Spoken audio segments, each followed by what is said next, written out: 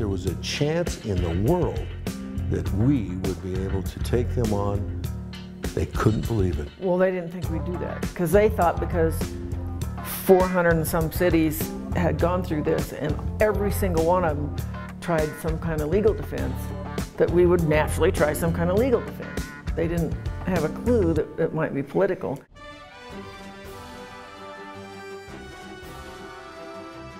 The ballot box was a way to our success.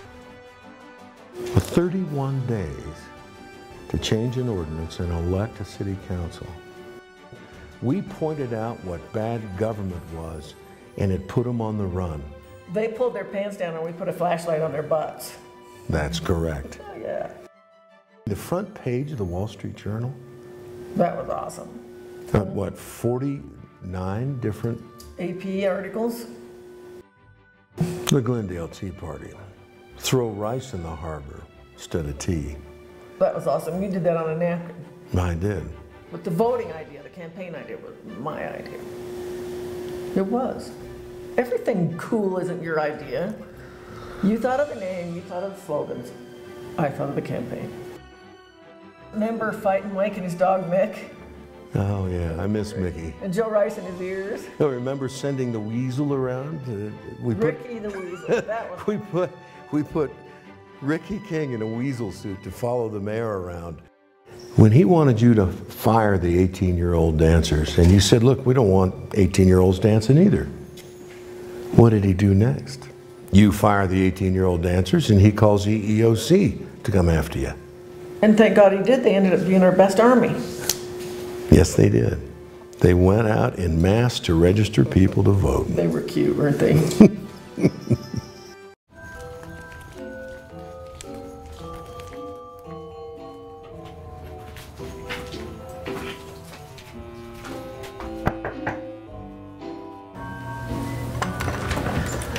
Wow, what brings you girls to my door? There's a big election coming up on April 7th that will help save our jobs. Oh, really? Where do you work? Work at Shotgun Willie's. You know, I just moved here. Where is that? What is it? It's a gentleman's club over on Colorado, Virginia. Oh, okay. What's your name? Chuck. I'm Danny. Hi, Danny. Devin. Hi, Devin. So if you just moved here, you're not registered to vote yet? No, I'm not. Would you like to sign this to help get our jobs? Oh, really? Okay, yeah, sure. I'm happy to do it. We're also having an event with pretty girls and free beer. Oh, now you're speaking my language. Sounds like fun. Where is it? At Shotguns. Oh, okay. So we also have some chocolate if you'd like, with cherries inside. Ooh, I like chocolate too. Awesome. Here you go. Thank you. Thank you. Yeah, thanks for stopping by. Hope to see you there. Good to meet you. Thank you. You bet.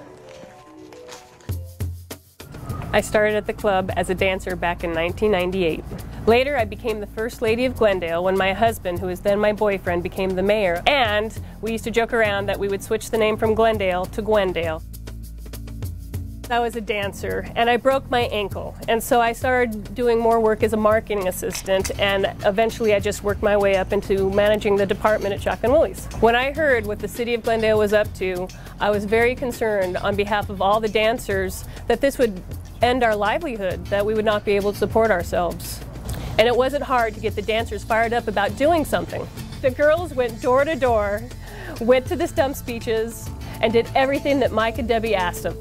The dancers all admired Deb for never quitting on us, and we would do anything for her. Remember, we were in the limelight every day. It was the radio, it was the newspaper, both, every day, all day.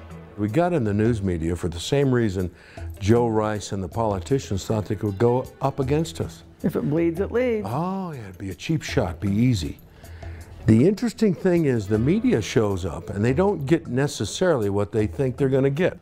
All of a sudden, there's a group out there that is telling the truth about their government, trying to save people and their jobs, and the media stumbles upon America. They never thought they would find what they found. People do care about freedom. When Deb and Mike took on Glendale City Hall, it was a political avalanche. Everybody wanted to chime in on the issue, and we were besieged by calls on the radio station. Everybody wanted to talk about Glendale. We started listening to the radio shows and the things that these people were saying. They were out to lunch. So, yeah, I became a preacher and a guy from the UK and a moron from Kentucky. just parroting the people that we were listening to on the radio. These are the people that were listening to talk radio all the time. I'd never listened to talk radio. It was a lot of fun to dive in there and fool these people at their own game. What they didn't know was we were fighting for our lives, and they actually helped us succeed. They got me back on hold. They're going to bring me on. This is a Reverend Alvin Davis. David King's the name. David King. Right. You know, we don't have these problems in the UK. Yeah, my name is Buford. Buford's my name. And I think that it is an abomination that we have these topless women parading themselves for Satan in the middle of our town for our babies to see. What do you mean, God?